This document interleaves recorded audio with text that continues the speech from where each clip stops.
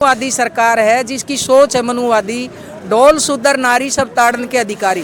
ढोल को, दलितों को, महिलाओं को जितना पीटो उतना वही आज वो हमले बढ़ रहे, पीट रहे हैं। ये कहता हूँ कि एडीजीपी रैंक के आदमी, मैं कहता हूँ कि जो कांस्टेबल्स है, हेड कांस्टेबल्स है, इंस्पेक्टर है, सब इंस्पेक्टर है, उनके ऊपर तो बड़ा ही जाति जुल्म है। उनकी आवाज़ भी एडीजीपी साहब है कि एडीजीपी रैंक के आदमी भी अगर जो कानून के खुद रखवाले हैं, कानून को इम्प्लीमेंट करने वाले हैं, जो रूल्स रेगुलेशन कॉन्स्टिट्यूशन बना हुआ है उसको प्रदेश के अंदर लागू करने वाले हैं, उन्हीं के साथ में, उनके अधिकारों के साथ में कुठारा अधिकार किया जा रहा है।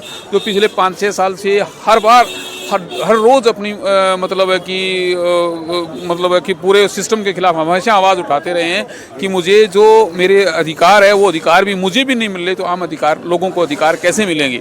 जैसे भी वो एडीजीपी रैंक के आदमी थे, उनको उस लेवल की गाड़ी नहीं दी गई, उन लेवल का घर नहीं दिया गया, उनको हर बार टॉर्चर किया गया। और एग्जिस्टिंग जो पोस्ट होती है जिसके ऊपर आईजी रैंक के आदमी नहीं रह सकते, उनको धक्के से उस ऐसी पोस्टों पर लगाया गया।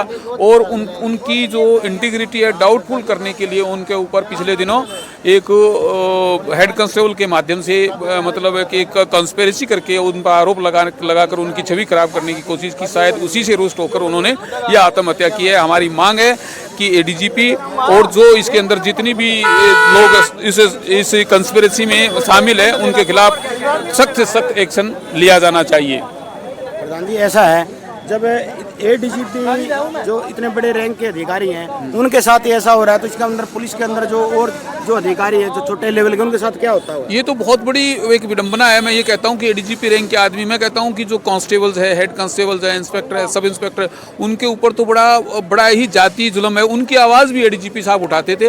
और दूसरी ओर शेड्यूल कास्ट के जो पर्टिकुलर जो कर्मचारी हैं, चाहे वो इंस्पेक्टर रैंक के हैं, चाहे वो SHO है, चाहे कुछ भी है, उनको ना तो SHO दी जाती है अच्छे ढंग से, ना और अच्छी उनको डिपार्टमेंट दिए जाते। उनको इस तरह से लाइन हाजिर करके रखा जाता है, उनकी छवि खराब की जाती है, धक्के से उनकी ACR खराब कर दी जाती है ताकि वो आगे प्रमोशन ना पा सके।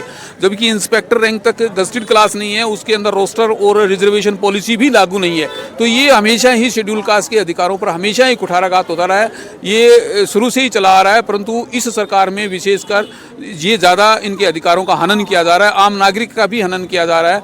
और किस प्रकार से ये संघीय और जातिवादी सरकार हमारे अधिकारों का मतलब है कि उल्लंघन कर रही है, इसी को लेकर ये आज विरोध प्रदर्शन था। अगर हम मतलब मांग करते हैं सरकार से और इसके विरोध करते हैं कि इनको न्याय दिया जाए और जो इनके खिलाफ जो साजिश रची गई है उनका पर्दाफाश करते हुए जो दोषी है उनको सख्त से सजा दी जाए। किसान अपनी फसल की बात ना करे, इसलिए लोगों को जाति और धर्म में आप बांट दो।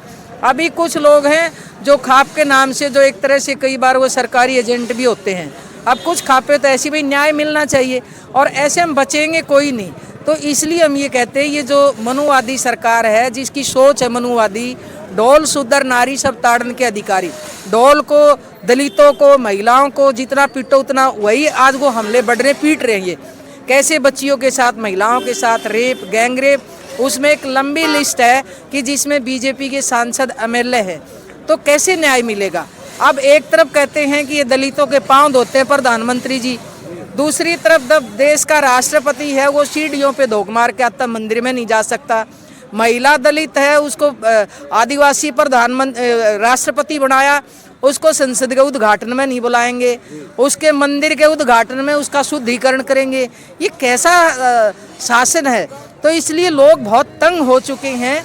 और ये अराजकता, नफरत बंद करो, लोगों को बांटना और लोगों को न्याय दो। इसलिए जो IG साहब पूर्ण कुमार जी हैं, उनको, उनके परिवार को न्याय मिले, और सुप्रीम कोर्ट में जो जूता फेंका उस पर सख्त कार्रवाई करके जेल में डालो, और आम लोगों को एक सुरक्षित वातावरण दो। इस मांग को लेकर जनवादी महिला समिति है वो आज DC कार्यालय तमाम जन संगठनों के, सामाजिक संगठनों के, दलित संगठनों के साथ हम आए थे।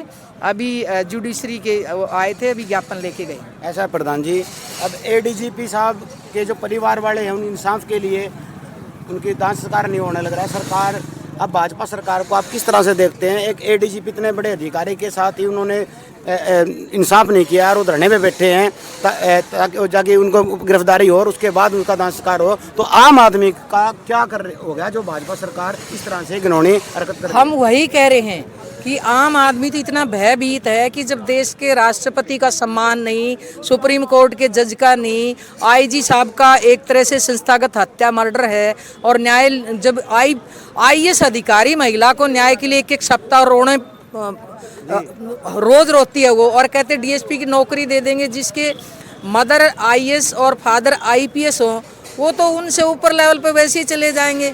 ये क्या तुम रेवड़ी की बात करते थे, तुम्हें शर्म आनी चाहिए।